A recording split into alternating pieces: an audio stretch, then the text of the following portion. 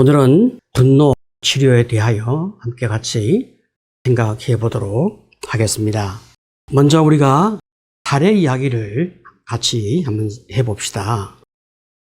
제가 이제 강 선생이라고 이름을 붙여보았는데, 이분이 이제 인류대학을 졸업하고 미국에 유학을 갑니다. 그리고 이제 유학을 다녀와서 좋은 여자를 만나서 결혼하고, 그리고 아들 둘과 딸 하나를 낳아서 잘 기르면서 또 이제 국내 대기업에 취직해서 이분이 인정을 받고 또 출세하고 행복한 가정 생활을 하면서 만족하게 잘 살았습니다. 이런 어간에 이제 외국에서 대학의 교수로 와줄 수 없냐, 이런 어떤 스카우트 제의를 받게 되어지죠. 이 부부가 서로 의논해서 남편이 먼저 대학의 교수로 가서 자리를 잡고 아내와 온 가족을 함께 초청하는 것으로 그렇게 합의를 하고 외국의 대학으로 이제 교수로 갔는데, 상황이 여의치 못해서 그 가족을 빨리 초청하지 못했습니다. 이런 상황 가운데서 아내는 자기 나름의 국내에서 정착을 또 해야 되고, 아이들도 어머니를 중심으로 가정생활을 또 해나가면서 국내에서 공부를 해야 하니까 이 아이들과 또 아내는 나름의 자구책을 모색하게 되어진 거죠. 남편은 남편대로 미국에서 생활을 하게 되어졌고, 아내와 아이들은 국내에서 정착을 하게 되어진 것입니다. 이렇게 하다 보니까 이제 남편이 한 2년 정도 혼자서 외국의 생활을 하게 되었습니다. 더 이상 외국에서의 그 교수 생활이 참 매력이 없고, 또 정교수의 어떤 보장이나 승진도 그렇게 명확하게 주어지지 않았고, 혼자 사는 것도 너무 힘들고, 그래서 이제 이분이 한국으로 돌아오게 되었습니다. 2년 만에 한국에 돌아왔는데, 이 2년간의 공백 기간 동안에 남편이 집에 들어와 보니까 남편의 자리가 없는 거예요. 아버지의 자리도 없는 것입니다.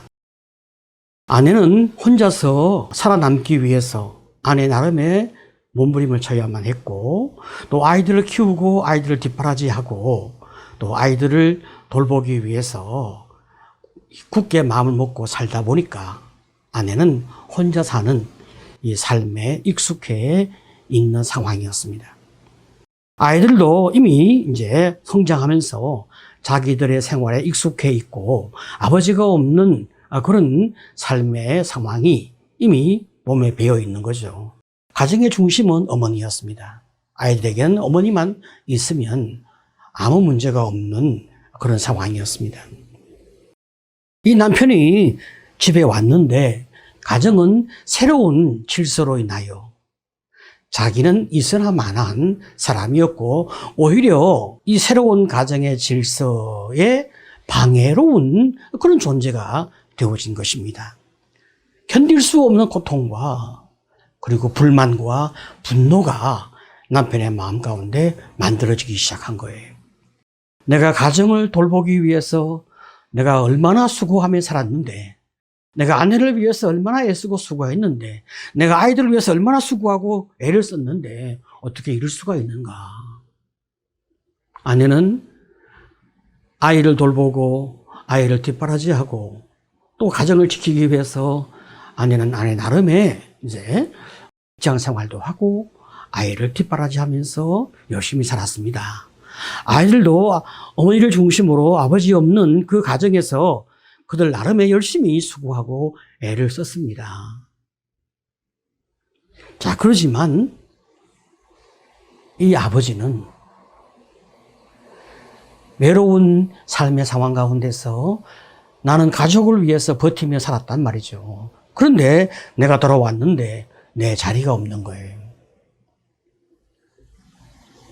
정서적으로 내가 가족에게 아무런 자리가 없는 거예요.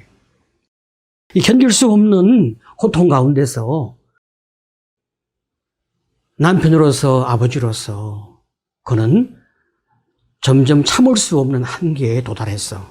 마침내 분노를 폭발하게 됩니다. 그는 너무 억울하고 너무 처참하고 너무 황당하고 너무 이런 세상이, 이런 우리의 가정을 그는 용납할 수 없습니다. 마침내 부부싸움이 계속 이제 일어나게 되고 마침내 온 가족 간의 불화가 끊임없이 만들어지게 됩니다. 아이들은 아버지 없었으면 우리가 더 잘 살았을 텐데 이런 생각을 하면서 끊임없이 아버지를 원망하고 아버지는 그런 아이들을 볼 때마다 더 큰 우라통과 더 큰 분노가 마음 가운데 만들어지는 것입니다. 이 부부는 문제를 해결할 수 없어서 상담을 받게 되었고 상담하는 가운데서 부부의 상담 또 가족 치료 이 모든 과정 속에서 부부는 문제 해결을 찾고 또 아이들도 아버지의 고통과 아픔을 이해하게 되어지고 더 나아가서 아버지의 수고와 아버지의 헌신을 다시 한번 가슴에 새기면서 아버지에게 감사하게 되고 마침내 이 가정은 평화가 오기 시작했습니다. 하지만 이런 상담과 회복의 과정까지는 많은 세월이 있었고 그 회복의 과정의 그 초기에 발생되었던 그 고통과 그 분노와 아픔은 상상할 수 없을 만큼 컸단 말입니다. 오늘 여러분 많은 사람의 마음 가운데 분노가 있고 상처가 있고 어려움이 있고 아픔이 있습니다. 이 땅에 살고 있는 사람 가운데서 분노 없는 사람이 어디 있겠으며 아픔이 없고 상처 없는 사람이 어디 있겠습니까? 사람은 다 저마다 상처가 있고 아픔이 있고 어려움이 있고 분노가 있습니다. 자, 이런 분노를 우리가 어떻게 정의를 할 수가 있겠습니까? 우리가 분노를 정의할 때 몇 가지로 한번 정의를 할 수 있겠는데요. 우선 강한 적개심이나 의분의 감정이다 이렇게 말하기도 합니다. 자기 존재가 수용되지 않는다고 느껴질 때 일어나는 감정인데 모욕, 멸시, 좌절감 혹은 가상적인 위협 혹은 실제적인 위협, 부당한 처사로 인한 강렬한 불쾌감 때문에 생기는 흥분된 감정의 상태를 우리가 분노다 그렇게 또 말하기도 합니다. 더 나아가서 위협이나 공격에 대한 자연적인 반응이라고 보기도 하고 자기 보존을 위해서 일어나는 중립적인 정서라고 말하기도 하는 거죠.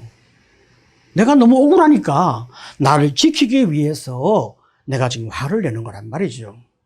내가 너를 공격하기 위해서 화를 내기 이전에 내가 너무 억울하니까 내가 나를 지키기 위해서 내가 지금 화를 낸다는 거죠. 우리가 이것을 잘 이해해야 합니다. 저 사람이 화를 낸다, 저 사람은 나쁜 사람이다 이렇게 우리가 이해해서는 안 되고 저 사람이 너무 힘든 일이 있나 보다, 저 사람이 너무 어려운 일이 있나 보다 그래서 저렇게 분노하고 자기 억울함을 감정적으로 표현하고 있구나 그렇게 우리는 이해하는 그런 입장이 바로 이제 분노에 대한 이해인 것입니다. 자, 이런 맥락에서 인간의 자기 방어 체계로 필요한 정서가 분노다 그렇게 보니까 사실 우리가 이 상담적인 맥락에서는 분노를 중립적 정서로 보는 거예요. 자, 그러면 분노할 때 신체적으로 어떤 반응이 만들어지겠습니까? 얼굴이 붉어지고 몸에 열이 나고 혈압이 높아지고 맥박이 빨라지고 가슴이 두근거리고 생각이 마비되는 이런 현상은 우리가 분노할 때에 많은 사람이 경험하게 되는 현상들입니다. 더 나아가서 계속해서 이제 화를 내게 되어지면 얼굴이 타거나 혹은 고혈압이나 근육 수축이나 혹은 내장장애, 그죠? 소화, 지연, 배탈, 더 나아가서 두드러기 습진, 축농증, 비염, 천식 이런 여러 가지 어떤 신체적인 어떤 특징들, 화병, 혹은 담배를 지나치게 피우거나 술을 많이 마시게 되거나 뭐 이런 어떤 요인들을 동반하게 되는 것입니다. 우리가 이제 DSM-4에서 우리 한국인이 가지고 있는 분노의 정서라고 해서 세계적으로 이제 정신의학 책에 나오는 화병이라고 하는 것이 있어요. 그냥 이제 한국인의 발음 그대로 그냥 화병 이렇게 이제 표기되어 있어요.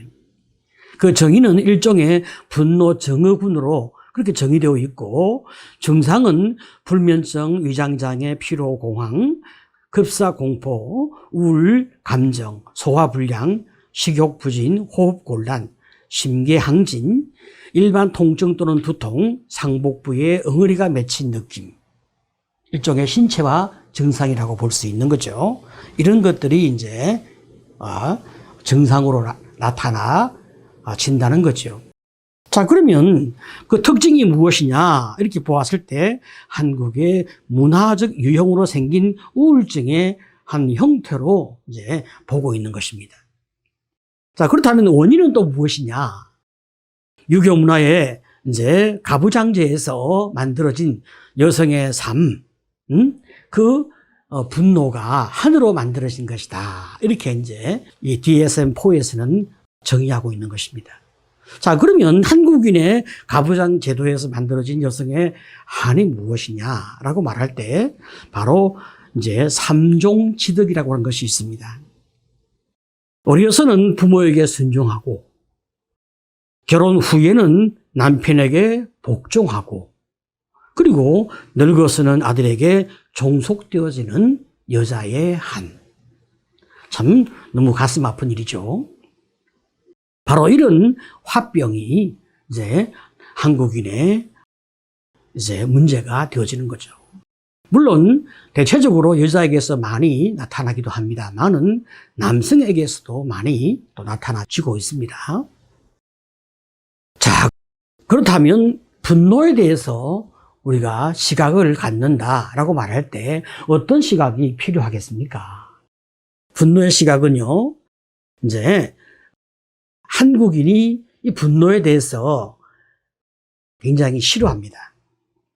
우리 한국인은 말이죠, 가장 큰 감정이라고 말할 때 이 분노의 감정인데, 한국인은 이 분노의 감정을 제일 크게 가지고 있지만, 그러나 한국인은 분노의 감정을 제일 무시하기 때문에 분노의 감정을 다 억압하는 거예요.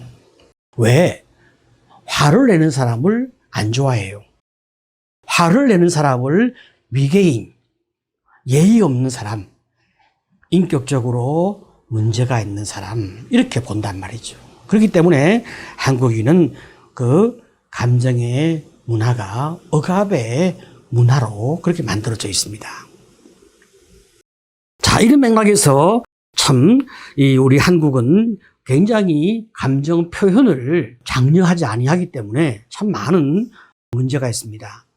자, 그렇다면 이 분노의 감정이 주는 메시지가 있는데 그 메시지가 무엇이겠습니까? 세 가지 메시지가 있습니다. 첫 번째는 이것은 나에게 중요하다. 누가 화를 내지 않습니까? 그러면 그 문제가 그 사람에게 중요하다는 거예요. 그러니까 그 문제를 건드리지 않아야 하고 그 문제에 대하여 존중해 줄 필요가 있는 거예요. 둘째로 나에게 고통을 준다. 이런 메시지란 말이죠. 우리가 그 사람이 화를 낼 때는 그게 중요하잖아요. 그죠? 그 다음에 우리가 그 사람에게 있어서 그 문제를 우리가 가볍게 여겨가게 되어지면 그 사람이 고통을 받는다고 호소하고 있는 거죠. 그러니까 그렇게 말하지 말고 그렇게 행동하지 말라는 거예요. 응? 그래서 변화를 요구하는 거예요. 자, 여러분, 예를 들어서 말이죠. 응? 남편이 집에 들어와서 양말을 벗어서 툭 이렇게 아무 데서나 던져 놓아요. 그러면 아내가 그 양말 좀 이렇게 세탁기에 좀 넣어두면 좋겠다. 이야기하는 거예요. 결혼하고 난 다음부터 뭐 10년, 20년 계속 그렇게 이야기를 하는데 그 남편은 아내의 그 말에 대하여 그냥 여전히 무시하고 자기 하고 싶은 대로 하는 거예요. 그러면 아내는 점점 더 깊은 상처를 가지게 되는 거죠. 나중에는 그 사소한 문제가 매우 심각한 문제가 되어서 굉장히 큰 이제 문제로 발전되어지는 것입니다. 화를 냅니다. 그건 내가 중요한 거야. 왜 세탁기에 갖다 놓지 않아? 그건 세탁기에 갖다 놓지 않는 그것은 내게 고통을 주는 거야. 그러니까 좀 달라지라고. 그렇게 힘들지 않잖아. 좀 갖다 넣어달라고. 이런 변화를 요구하는 거란 말이죠. 어떤 사람이 내게 화를 내면 반드시 그 속에 세 가지 메시지가 있음을 우리가 기억해야 합니다. 여러분이 누군가에게 화를 내면 그 속에 반드시 세 가지 메시지가 있기 때문에 여러분도 다른 사람에게 화를 내는 것입니다. 우리가 꼭 이것을 기억해야 하는 것입니다. 자, 그렇다면 이제 분노의 감정을 부정적으로 보는 이유가 있습니다.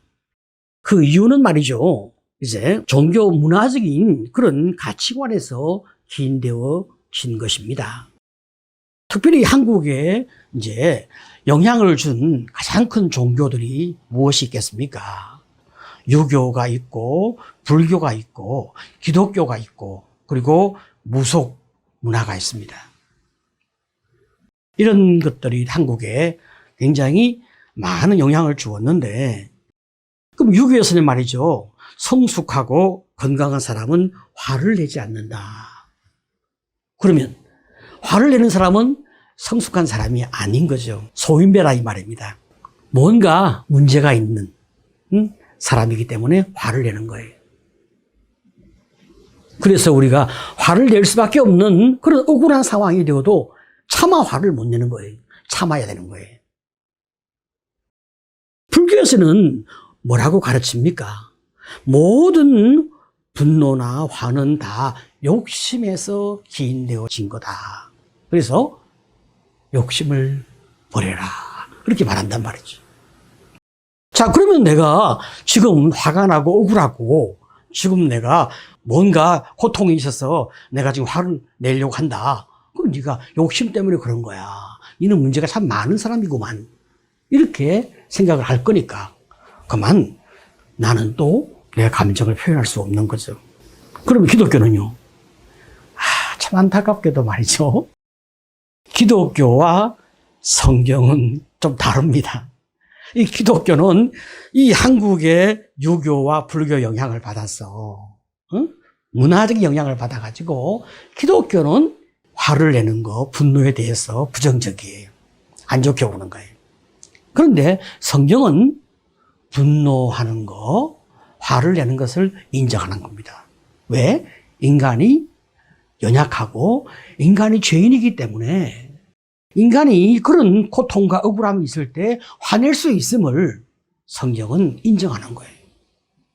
그래서 성경과 기독교는 좀 다릅니다.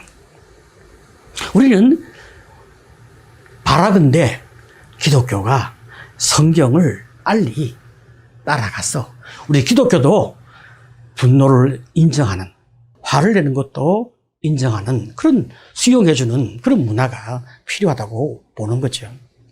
자, 그러면 한국의 무속 문화는 어떤가요? 한국의 무속 문화는요, 분노 표출을 죄의식으로 보지 않습니다. 인간의 모든 문제, 그 고통과 아픔과 모든 그 괴로움은 다 인간이 가지고 있는 어떤 그런 과거의 문제에서 비롯되어진 아픔으로 보기 때문에 이제 구슬을 통하여 그것을 다 풀어내는 일종의 치료적 역할을 해주는 거예요. 그래서 무당이 이제 그 역할을 해주는데 이게 이제 미신적이고 또 돈을 갈취하고 사람을 현혹시키는 이런 측면에서 이제 매우 잘못된 이제 방향이기 때문에 우리가 샤머니즘을 멀리해야 되지만 근본적으로 샤머니즘은 한국의 백성에게 일종의 그 분노의 탈출구 역할을 해주는 그런 긍정적인 면이 있었습니다. 자, 그러니까 이제 우리 성경에서 말하고 있는 분노, 우리가 그것을 조금 더 깊이 생각해 보는 것은 매우 중요한 것입니다. 여러분, 성경은 말이죠. 성경은 이제 에베소 4장 26절에 이렇게 말을 하는 것이죠. 분을 내어도 죄를 짓지 말며 해가 지도록 분을 품지 말라. 자, 그러니까 여러분, 우리 성경은 분을 내어도 그렇게 말하지 않습니까? 사람이 연약하기 때문에 분을 낼 수 있음을 인정하는 거예요. 분을 내어도. 그런데 죄는 짓지 않는 그런 입장에서, 그런 맥락에서 분을 내라고 이야기하는 거예요. 그러면 우리가 화를 내고 분노하는데 죄를 안 지으려고 하면 상대방을 공격하거나 욕설하거나 폭행하거나, 그죠? 그렇게 해서는 안 되는 거죠. 우리가 언어적으로 상대방을 폭행하거나 신체적으로 폭행하거나 그렇게 해서는 안 된단 말이에요. 그건 죄를 짓는 거죠. 그러면 우리가 인격적으로 우리가 분노하려고 하면 iMessage 있잖아요. iMessage. 공격은 유메시지인데 내가 iMessage로 내가 내 감정을 말하면 되는 거예요. 내가 너무 화가 납니다. 내가 너무 억울합니다. 내가 너무 괴롭습니다. 내가 죽고 싶은 만큼 너무 인생에 힘이 듭니다. 왜? 당신이 나에게 이렇게 하기 때문에. 당신이 나를 억울하게 하기 때문에. 당신의 이러이러한 행동이 나에게 고통이 되어서 나는 정말 살고 싶지 않습니다. 그만큼 나는 고통스럽습니다. 제발 좀 고쳐주세요. 이렇게 우리가 분을 내는데 죄를 짓지 않는 그런 방향으로 나가는 거죠. 더 나가서 해가 지도록 불을 품지 말라고 이야기하잖아요. 하루 안에 가급적이면 해결을 하라. 인간관계에서 쉽지 않은 그런 방향인데 우리가 노력은 분명하게 해야 합니다. 성경이 건강한 삶의 방향을 제시합니다. 분을 내되 죄를 짓지 말고 해가 지도록 불을 품지 않는, 할 수만 있다면 하루 안에 꼭 해결하는 이 방향으로 나갈 때 우리가 건강하고 행복한 삶의 길을 걸어갈 수가 있습니다. 자, 여러분, 첫 번째 강의 여기서 마치도록 하겠습니다. 수고하셨습니다.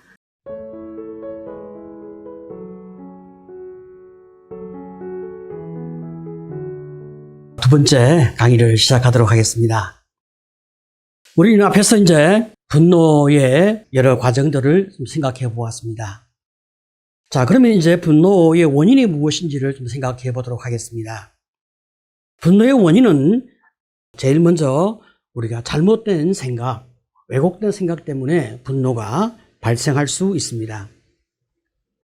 사람이 가지고 있는 가장 심각한 문제는 우리의 생각이 건강하지 않다는 것입니다. 많은 오해가 있어요. 인간이 가지고 있는 비합리적 신념, 여기에서 비합리적 사고가 나오고 또 비합리적 감정이 나오거든요. 그렇기 때문에 이 왜곡된 사고가 문제가 되는 거예요. 이 왜곡된 사고는 다른 말로 말하면 비합리적 사고고 또 병리적 사고이고 건강하지 않은 사고라고 말할 수 있습니다. 자, 이런 왜곡된 사고는 말이죠, 상황을 잘못 판단하는 것입니다. 그래서 상대방을 오해하고 부당한 결론을 내리고 화를 내는 것입니다. 미리 내가 어떤 선입견을 가지고 그 상황을 보고 사람을 보기 때문에 내가 그릇된 판단을 하는 이런 경우를 우리는 종종 보게 되었습니다. 바로 이런 왜곡된 사고가 여러분 많은 사람에게 거의 많이 있습니다. 안타깝게도 비합리적 사고를 가지고 있지 않은 사람은 없습니다. 그 퍼센트가 작으냐 많으냐 거기에 차이가 있을 뿐이지 사람은 누구나 왜곡된 사고를 가지고 있는 것입니다. 그렇기 때문에 우리가 화를 내기 전에 한번 생각해 볼 필요가 있습니다. 지금 내가 내고 있는 화가 맞는가 맞지 않는가 꼭 확인할 필요가 있습니다. 두 번째, 우리가 분노를 할 때 원인이 무엇이냐 생각하게 되어지면 학습화된 분노 때문에 우리가 또 분노할 수 있는데요. 어린 아이는 말이죠, 타인의 그릇된 행동을 쉽게 모방하지 않습니까?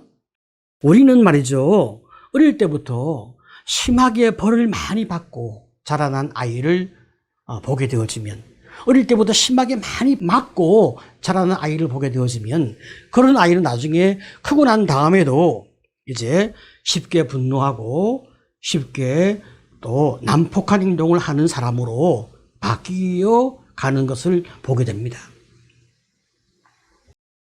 그 사람은 어릴 때 그렇게 성장 과정이 힘들었기 때문에 나는 그렇게 살지 말아야지 생각할 수 있을지 모르지만 사람은 받은 영향 그대로 살게 되어 있습니다. 그래서 많이 맞고 자란 아이, 벌을 많이 받고 자란 아이는 또 그렇게 벌을 주거나 또 그렇게 폭행하거나 그런 행동을 하게 되어 있는 거죠. 또 이런 경우가 있습니다. 분노 표현이 너무나 많이 억압되어 있는 경우, 이제 전혀 감정을 표현하지 못하도록 억압되어 있는 경우, 어릴 때부터 감정 표현이 완전히 차단되어 있는, 그래서 억압되어 성장할 수밖에 없는 이런 사람들은 또 그 안에서 굉장한 분노가 꽉 차 있는 거죠. 늘 화가 나 있는데 제대로 분노를 적절하게 잘 표현하지 못합니다. 그러다가 어느 순간에 분노가 폭발하기도 하는 것입니다. 더 나아가서 우리가 분노의 원인을 또 생각하게 되어지면 욕구의 좌절 때문에 또 우리가 분노할 수가 있습니다. 욕구가 좌절되었을 때 자신을 다스리는 조절 능력이 부족하면 분노하게 되어지는 거죠. 그러면 사람이 어떤 욕구를 가장 많이 가지고 있을까요? 사랑받고 싶은 욕구, 인정받고 싶은 욕구, 남성 같으면 존경받고 싶은 욕구, 뭐 이런 욕구가 굉장히 그 마음 가운데 많이 있는 것입니다. 자, 이런 욕구가 충족되지 못했다. 그랬을 때 우리가 분노하게 되는 것입니다. 어떤 아내가 남편에게 사랑받고 싶은데 남편이 충분하게 사랑을 표현하지 않고 아내의 그 수고와 헌신에 대하여, 아내의 그 사랑에 대하여 충분히 반응하지 못했을 경우에 그 아내의 마음속에 결핍과 거절과 그 고통이 마침내 분노로 나타나게 되어지고 그 남편을 향한 복수로 표현되어질 수가 있습니다. 하지만 여러분, 자, 그러면 사람이 사랑받고 싶은 욕구, 인정받고 싶은 욕구, 뭐 존경받고 싶은 욕구, 이 욕구가 채워지면 또 만족할까요? 그렇지 않습니다. 인간이 가지는 욕망은 끝이 없기 때문에 이런 욕구를 충족받는다 하더라도 사람은 더 채우고 싶은 욕구에 매몰되어지기 때문에 우리는 끊임없는 욕구를 가지게 되는 것입니다. 인간이 가지고 있는 욕구는 이렇게 참 어렵습니다. 더 나아가서 이제 분노의 원인이 무엇이냐 이렇게 또 보게 되어지면 문화적 요인이 있습니다. 우리 사회는 말이죠, 분노가 누적되어서 분 또는 한의 개념으로 발달되어져서 귀신이 되고 난 다음에도 그 한을 풀어야 한다는 전설이 있잖아요. 그래서 우리가 전설 따라 삼천리 뭐 이런 드라마를 보게 되어지면, 제가 어릴 때는 말이죠, 그런 드라마가 많이 있었거든요. 요즘은 좀 많이 나오지는 않는데 꼭 귀신이 등장해요. 그래서 과거의 한을 푸는 하나의 줄거리가 나오는 거죠. 다 그것은 한국의 문화적 요인이 반영되어지는 것입니다. 자, 그리고 이제 자신에게 실망했을 때 또 우리가 이제 분노하게 되는데요.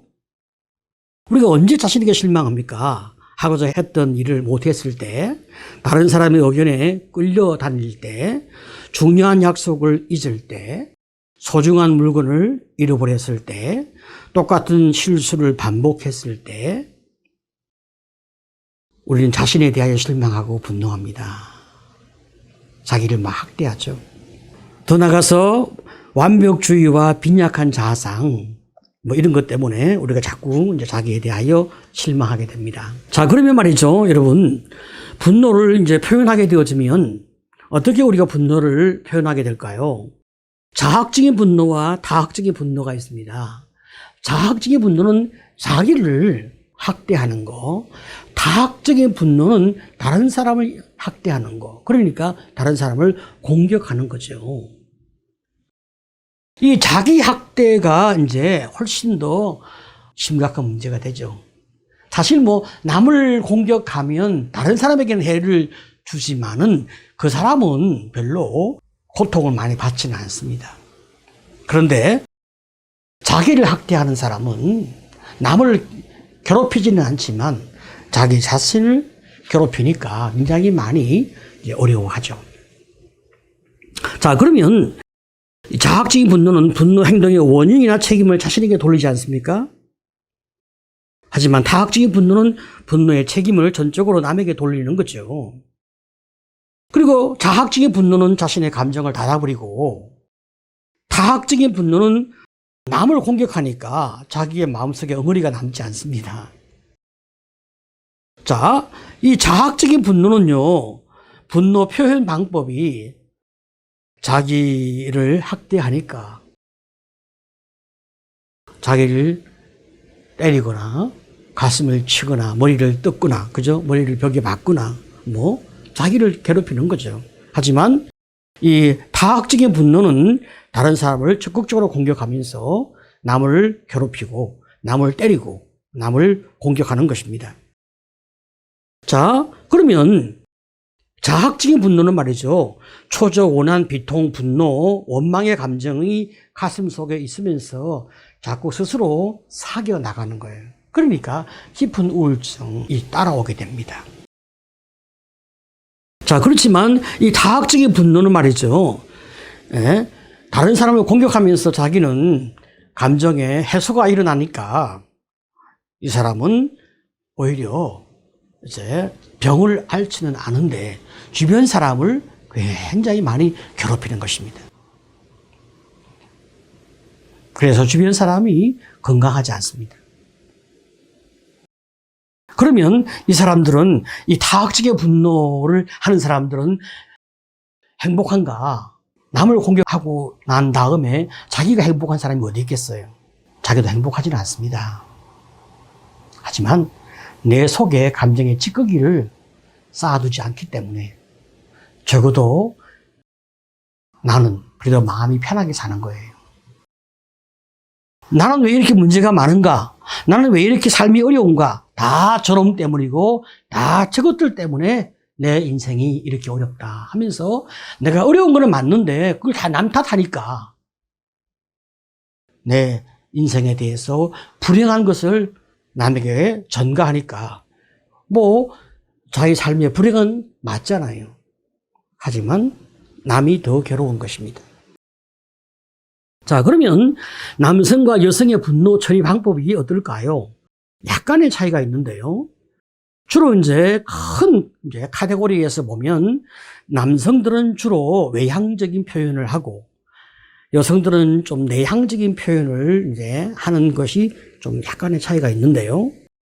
예를 들면 남성들은 운전하면서 문을 이제 닫고, 그죠? 분노 대상을 향하여 욕을 하면서 과속을 이제 몰고, 그리고 이제 술을 마시고 혹은 잠을 자고 TV를 보거나 중독 증세에 빠지거나 여러 가지 자기 혼자만의 어떤 나름대로 어떤 액팅 아웃을 통하여 이 분노를 표출하는 이런 행동을 한단 말이죠.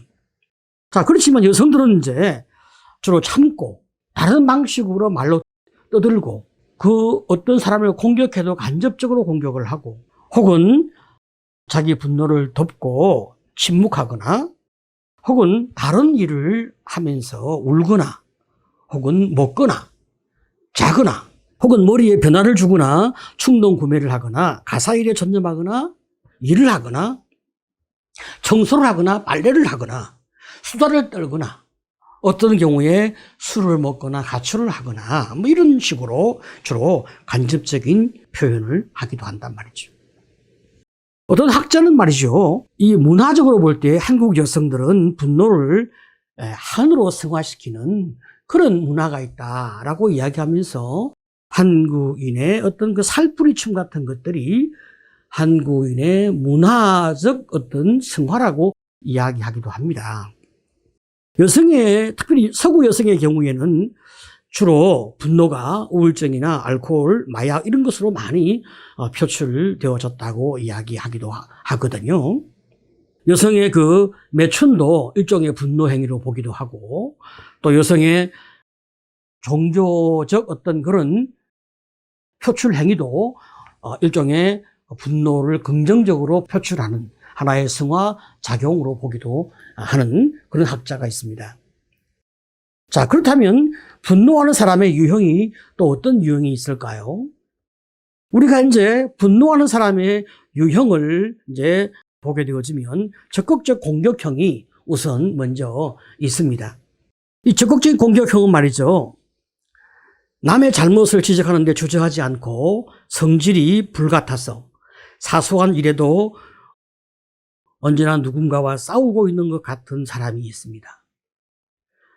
방향이 없이 통제하지 못하고 화를 내고 분개하고 소리치고 있는데 결국 아무것도 처리된 것이 없는 그냥 늘 화를 내는 이런 사람이 바로 적극적 공격형입니다. 무슨 일만 있으면 먼저 화를 내고 보는 거예요. 이런 사람의 강점이 있어요. 무엇이 있을까요? 이런 사람들은 짧은 시간에 많은 일을 해내는 그런 지구력이 있고 옳다고 생각하면 두려워하지 않는 그런 힘이 있습니다. 그리고 거리낌이 없이 나서는 독립적이며 단호하고 그리고 경쟁적이며 어떤 지도자 모형 그리고 확신에 차 있는 신념과 의지가 동반되는 그런 사람들이 바로 이런 적극적 공격형입니다. 자, 그렇다면 이들의 문제가 또 무엇이 있을까요? 타인의 필요에 무감각하고 항상 자신이 옳지 않으면 안 되는 문제가 있고요. 여러분 항상 사람이 옳은 사람이 어떻게 있겠습니까? 항상 내가 옳으니까 약자를 괴롭힐 수밖에 없는 것입니다. 그래서 두목행세를 하고 불끈거리고 난폭하고 통제적이고 공격적이고 대담하고 속임수를 쓰고 고집이 세고 매정하고 이기적입니다. 자, 이런 사람을 치료하려면 어떻게 접근하면 되겠습니까? 타인의 이야기를 경청하는 법을 배우며 다른 사람들도 나와 똑같은 권리를 갖고 있다. 다만 나와 생각이 다르다. 이렇게 생각하면서 늘 자신의 부족함과 자신의 약점을 좀 찾아서 반성하는 이런 것이 매우 중요하거든요. 나만 옳은 게 아니라 이 말이죠. 절대적으로 옳으신 분은 하나님 한 분밖에 없어요. 사람이 누가 절대적으로 옳은 사람이 있겠습니까? 세상에 절대적인 것은 하나님과 성경밖에 없어요. 다 상대적이잖아요. 그런데 이 사람은 자기는 항상 옳다고 생각한다는 말이죠. 이 얼마나 모순입니까? 내가 옳지 않을 수 있다. 나도 잘못될 수 있다. 그러니까 다른 사람의 의견을 경청하고 의견을 수용하고 함께 조율할 수 있는 이런 생각은 얼마나 귀한 생각이 되겠습니까? 자, 더 나가서 억압형이 있습니다. 이 억압형은 말이죠. 스스로의 삶을 발전시키고 성장시키는 일을 포기합니다. 결정 내리는 것을 좋아하지 않고 추종하는 거죠. 자신이 없으니까요. 자신의 의견과 느낌은 별거 아니다 하고 자꾸 자기를 이제 같이 절하고 자기를 낮추는 거예요. 겉으로는 말이죠. 쾌활하고 사교적인 것처럼 보이지만은 갈등을 두려워하기 때문에 자기 주장을 하지를 못하는 거예요. 그래서 내 속에 있는 이야기를 하지 않습니다. 자, 이 사람들의 강점이 무엇이겠습니까? 적응을 참 잘합니다. 어떤 상황에서도 최선을 다하고 감정을 상하게 하지 않는 능력이 있어요. 그러니까 유머 감각이 있어요. 관대하고 자상하죠. 우호적이고 경청할 수 있는 능력이 있고 순종적이고 사교적입니다. 재치가 있죠. 인내심이 있죠. 그리고 많은 사람에게 만족도 주고 자기도 또 만족해하는 그런 넉넉한 마음이 있습니다. 자, 그러면 이 억압형의 사람이 가지고 있는 문제점이 또 무엇이 있겠습니까? 박력이 없어요. 우유부단해요. 따분하고 완고해요. 늘 자기 속을 드러내지 아니하고 굴복하잖아요. 그러니까 어떤 것에 흥미를 느끼지 않고 마지못해 따라가는. 그래서 목적이 없고 집중하지 못하고 늘 무섭고 두려워하는 그 소심함이 마음에 가득합니다. 결국 각종 시민성 질환이 동반되는 거예요. 이런 분들은 어떻게 우리가 치료해내야 되겠습니까? 그 사람이 가지고 있는 느낌을 이야기하게 하고 그 사람이 소망을 품도록 격려하고 그렇게 우리가 이끌어주는 거예요. 자신의 생각, 자신의 마음, 자신의 계획을 품게 하고 그것을 말하게 하고 그리고 그 방향으로 살아갈 수 있도록 힘을 가지고 열정적으로 살아갈 수 있도록 격려하고 우리가 축복해주는 그런 이제 분위기와 그런 어떤 임파워먼트를 해주는 거죠. 다른 사람과 이야기할 때, 정말, 너의 생각이 참 멋지다. 참 너의 생각에 내가 공감이 간다. 정말, 참, 너도 해낼 수 있다. 이렇게 우리가 자꾸 그 사람의 말에 대하여 확신을 주고 그렇게 지지해 주는 거죠. 그래서 이 사람도 점점 더 자기 주장도 하고 자기 생각도 이야기하고 자기 느낌도 이야기하면서 내가 이 공동체에 이 집단에 이 다른 사람에게 수용되어지는 내가 가치 있고 귀중한 사람이다. 이것을 그가 스스로 확신감 있게 느껴가면서 그가 진정으로 같이 윈윈할 수 있는 관계를 만들어내도록 노력하는 거죠. 수동 공격형을 또 생각해 보겠습니다. 이 사람들의 특징은 말이죠. 권위에 대하여 은근히 도전하거나 혹은 태만하면서 상사를 괴롭히고 상사의 마음에 고통을 안겨주면서 이제 상사에 대한 그 분노와 불만을 간접적으로 표현하는 것입니다. 특별히 부부 싸움에 있어서도 배우자에 대한 분노와 불만을 간접적으로 표현합니다. 그래서 침묵하거나 토라지거나 고집을 부리거나 약속을 어기는 이런 소극적인 저항으로 배우자의 분노를 더 많이 자극하는 거예요. 이 사람들은 직접 화를 내거나 혹은 상한 마음을 보이지 아니하고 은근히 흔히 남을 무시하는 행동을 취하면서 상대방으로부터 더 많이 분노를 유발시킵니다. 그래서 피해자 코스프레를 하는 거예요. 자, 이 사람들의 강점이 무엇이겠습니까? 다른 사람의 필요와 어려움에 동정적이고 또 잘 베풀고 또 잘 배려합니다. 필요할 때에 잘 도와주고 적극적으로 행동하고 성실하고 신중하고 깊이 생각합니다. 인정이 많고 참을성이 많고 자기 희생적입니다. 하지만 문제가 무엇이 있겠습니까?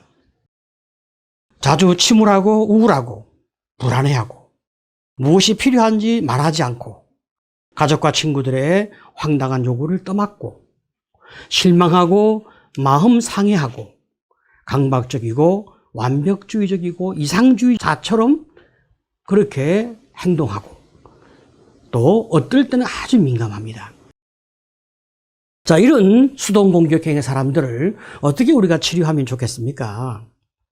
다른 사람에게 맞추기보다 당신 자신이 원하는 대로 살아가도록 그렇게 자꾸 이끌어 주는 것입니다.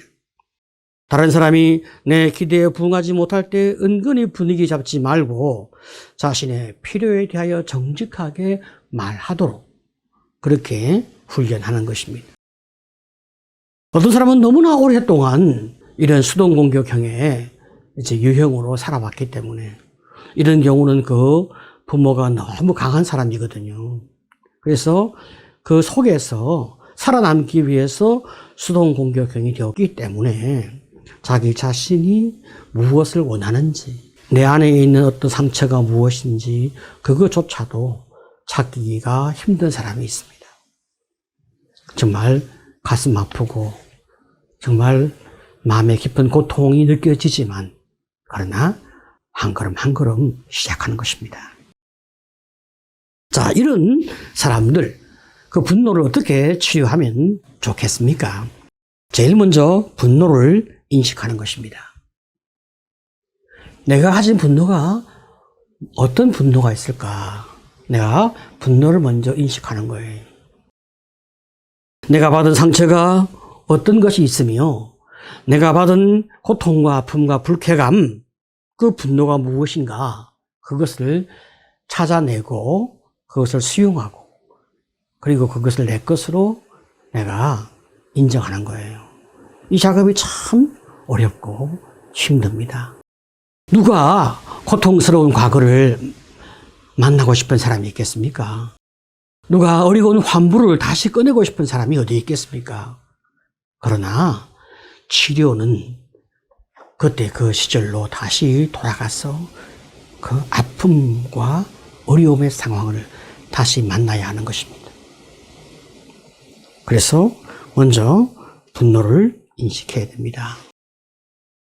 어떤 분은 말이죠, 종교적인 집안에서 자라서 분노를 포함해서 어떤 나쁜 감정도 표현하지 못하는 이런 율법주의적인 가정에서 자랐습니다.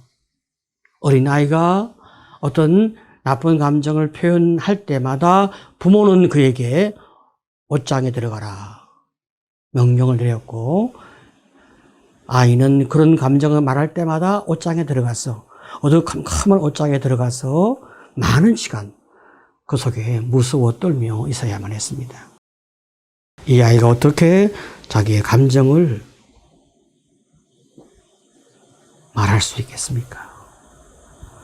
이런 자기의 과거를 찾아내는 것만 해도 오랜 시간이 걸렸습니다.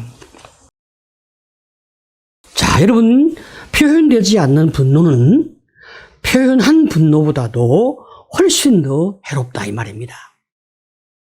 분노가 표현되어질 때 충분하게 준비되지 않은 분노의 표현은 굉장히 위험하거든요. 하지만 분노를 표현을 하지 않고 쌓아두는 것은 훨씬 더 위험하다 이 말입니다. 그것은 여러 많은 심리적 질병과 신체적 질병을 만들고 그것을 더 크게 키워갈 수 있기 때문에 그렇습니다. 화가 나면 발산해 버리는 것도 얼마나 무서운 일입니까? 그렇지만 우리가 자꾸 내 분노를 찾고 그 분노를 이렇게 잘 이제 만져가면서 즉각 발산하기보다는 이 분노가 어디에서 나왔는지, 그리고 어떻게 표현해야 되는지, 이 과정을 통해서 분노 치료의 길을 함께 걸어가는 것입니다. 자, 그러면 이제 분노를 이제 자제하는 것입니다. 분노를 먼저 인식하고 분노를 찾아가면서 분노가 나왔습니다. 그러면 분노를 일단 내가 자제하는 거예요. 분노를 찾기까지 얼마나 힘들고 어려웠겠습니까? 그럼 분노가 나왔잖아요. 그러면 내게 고통을 준 당사자를 향하여 우리 안에서 굉장한 그런 고통의 감정이 일어나고 나는 그것을 말하고 싶은, 표현하고 싶은, 갚아주고 싶은 그런 아픔을 느끼게 되어 있습니다. 하지만 내가 어떻게 말을 해야 되고 어떻게 그것을 표현해야 되는지 아직 모르잖아요. 그러면 내가 잘못 말하거나 잘못 표현하게 되어지면 내게도 고통이 되어지고 손해가 되어지고 상대방에게도 고통과 손해를 안겨주기 때문에 오히려 더 큰 화를 유발할 수 있습니다. 그래서 내가 그 길을 찾을 때까지 분노를 자제하면서 나의 말과 행동이 이제 잘 이렇게 다독거려져야 되는 거죠. 어떤 분은 그러면 자제하는 것은 다시 분노를 억압한 것과 같지 않냐? 그렇게 말하는 분이 있어요. 그렇지 않습니다. 억압은 말이죠. 분노의 감정을 무의식 가운데서 그냥 자동으로 집어넣는 것인데, 자제는 내가 분노가 무엇인지 알고 해결 방법을 찾을 때까지 잠시 그것을 내가 좀 가두어두는, 좀 보관하는 그런 의식의 작업이거든요. 이런 맥락에서 굉장히 성숙한 접근이 바로 분노의 자제라 이 말입니다. 우리가 말이죠, 분노를 자제할 때 관계에서 거리를 둘 수도 있습니다. 내가 어떤 사람과 지금 거리를 두지 아니하면 내 안에서 분노가 폭발할 수 있기 때문에 지금 내가 좀 관계에 거리를 둘 수 있고, 또 지금 내가 새로운 각도에서 그 사람과 나와 관계를 관찰하기 위해서 좀 내가 다시 나를 이해하고 그를 이해하도록 하기 위해서 좀 더 거리를 두는 이런 맥락에서 좀 더 우리가 분노의 감정을 자제하는 것입니다. 자, 이렇게 우리가 분노의 감정을 자제하는 차원에서 거리를 두게 되어지는 이런 이 과정을 통해서 우리가 얻는 유익이 무엇이 있겠습니까? 내가 분노를 다루어내는 실력, 그리고 이제 분노를 처리해내는 능력을 점점점 내가 길러가는 이런 굉장한 유익이 내게 있게 되어지는 것입니다. 자, 그리고 이제 세 번째로 자유롭게 이제 내가 표현하는 단계에 이르게 되는 것입니다. 내가 가슴 속의 이야기를 조금씩 이제 내가 털어놓는 것입니다. 내가 어떤 상처가 있는지, 이 상처는 누구 때문에 만들어졌는지, 어떤 과정을 통해서 이 상처가 내게 왔는지, 내가 그것을 이제 좀 인식하기 시작한 거예요. 그것을 내가 믿을 수 있는 사람에게, 신뢰로운 사람에게 내가 그것을 말하기 시작하는 거예요. 물론 처음에 이런 작업도 나 혼자서 하는 것은 좀 힘드니까 혹은 스승이나 혹은 전문가나 혹은 나의 멘토와 함께 작업을 한 것은 굉장히 유익하죠. 자, 작업을 했습니다. 그러면 내 주변 사람과 조금 더 좀 나누기 시작하는 거죠. 이것은 굉장히 내게 유익한 것입니다. 그리고 하나님께 자꾸 고백하고 은혜를 구하는 것입니다.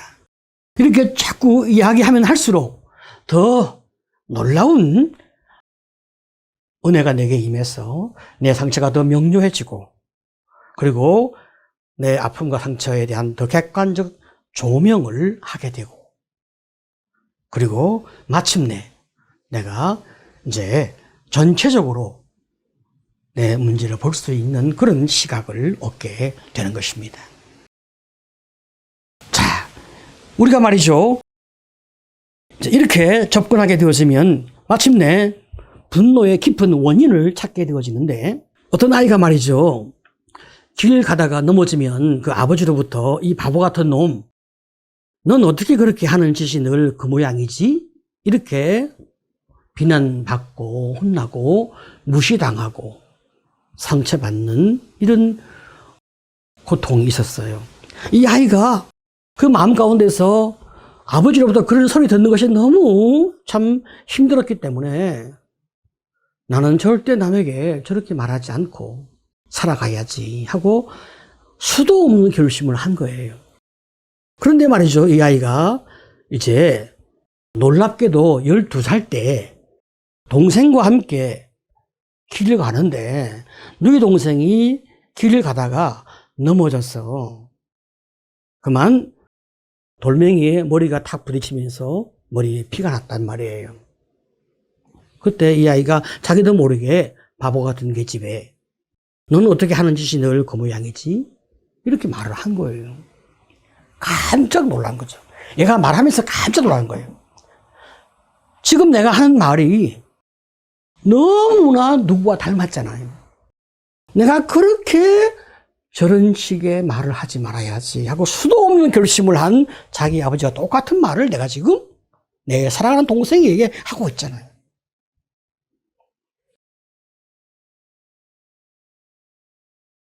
이것은 너무나 이 아이에게 큰 충격이 되었습니다. 내가 아무리 많은 결심을 해도 내 아버지와 똑같은 사람으로 인생을 살고 있구나. 그래서 내가 아버지로부터 비롯되어진 그런 희생자이구나, 그걸 깨닫고, 아버지의 화가 내게 전염되어진 상처받은 사람인 것을 그 자신도 이제 이해하면서 아버지를 용서하고, 그리고 그 자신이 수련의 길을 걸어가는 이 과정에서 자기 마음의 화를 깨끗하게 치료하고 마침내 다른 사람을 돕는 그런 귀한 치유자의 길을 걸어간 그런 자기 고백의 예를 제가 본 적이 있습니다. 여러분 기억하십시오. 12살 때 아이가 그것을 깨달았어요. 저도 깜짝 놀랐습니다. 어떻게 그럴 수가 있지? 12살. 여러분, 내 문제가 어디에서 왔을까? 그것을 찾아내는 거예요. 무엇이 나를 화나게 하고 무엇이 나에게 고통을 주는지 그 원인을 찾는 것입니다.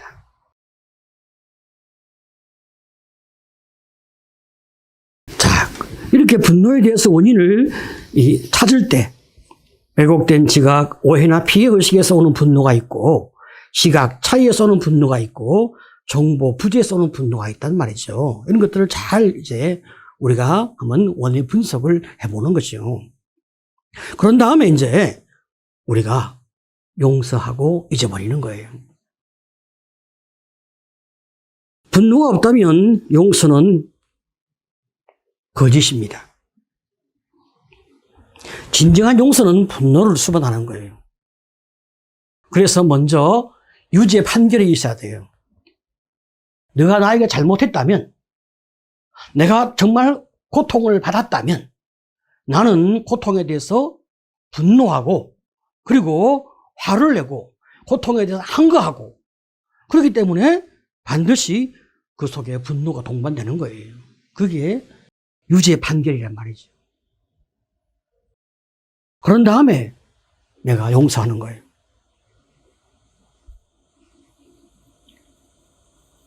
더 이상 내가 너를 미워하는 그 분노 가운데 살기를 원치 않기 때문에 용서하는 거예요. 너에 대한 그 판결, 너에 대한 그 어떤 그 처단은 하나님이 하실 것이니까 나는 용서하는 거예요. 그러면 억울하지 않냐? 누구를 위해 용서하냐? 나를 위해서요.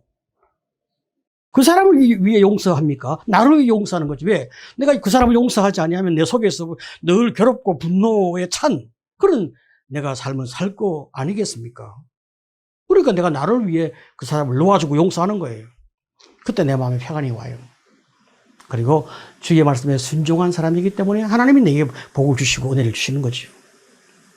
자, 그런데 그 사람이 어느 날 자기 잘못을 알고 내게 와서 자기 잘못을 인정하고 용서를 구하는 거야. 그리고 대가를 지불하는 거야.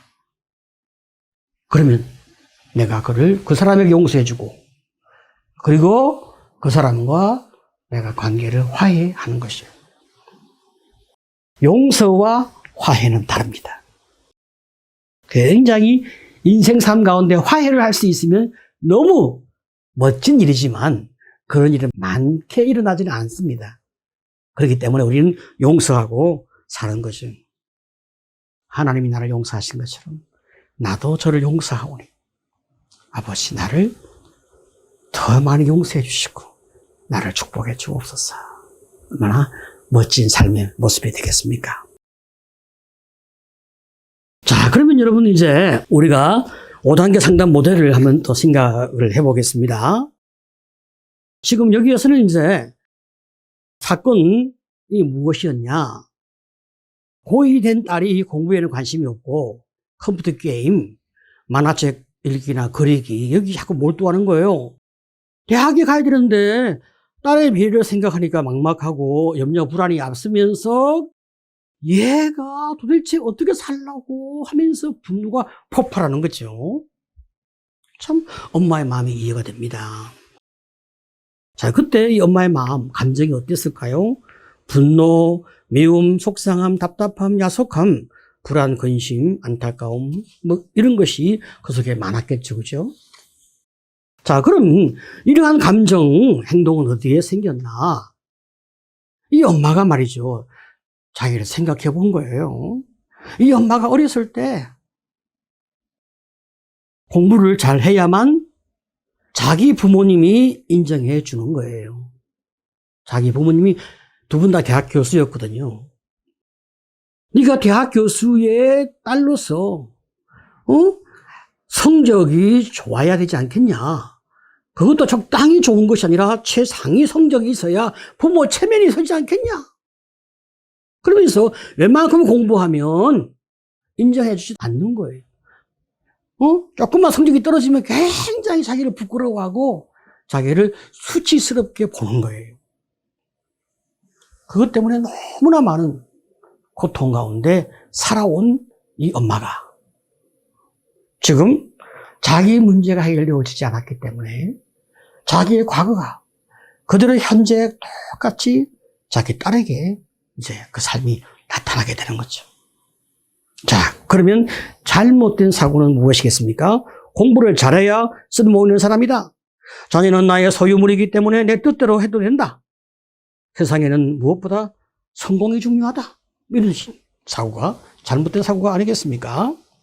자, 그러면 우리가 합리적인 사고, 그죠? 먼저 찾아야 합니다. 그 다음에 성경적인 사고 찾아야 되겠죠? 자, 합리적인 사고. 공부와 존재는 별개의 문제죠. 공부 못해도 여전히 사랑스러운 내 자녀죠. 사랑받으면 공부 더 잘하게 돼 있어요. 자, 그리고 말이죠. 성경적 사고는요, 자녀는 내 소유가 아니라 하나님께서 내게 맡기신 하나님의 선물이니까 하나님께서 자녀에 대한 좋은 계획이 있으므로 자녀를 하나님께 맡기고 그의 재능을 발견해서 계속 키워주도록 해야 할 책임이 내게 있다. 그럴 때 그 자녀가 얼마나 아름답게 자기 길을 가겠어요. 자, 이렇게 자기 생각을 바꾸고 자기의 마음을 만지면서 그 자녀를 사랑하는 마음으로 바라보니까 얼마나 마음이 평안한지, 얼마나 감사가 넘치는지. 자, 여러분, 분노 너무나 우리 한국인에게 많아요. 여러분도 많이 있을 거예요. 분노를 잘 공부하셔서 잘 회복되어지는 여러분 되시기를 축복합니다. 수고하셨습니다. 감사합니다.